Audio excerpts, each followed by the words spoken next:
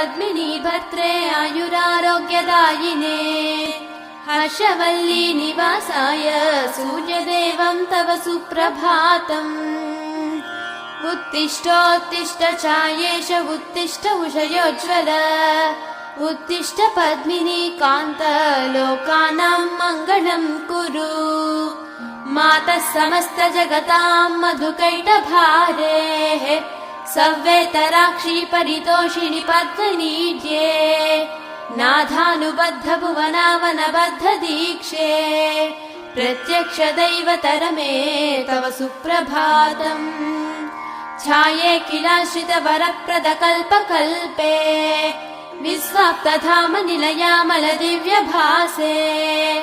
आयाहि शीघ्रमघनासिनि संश्रितानां श्रीसूर्यदैवतरमे तव सुप्रभातम्।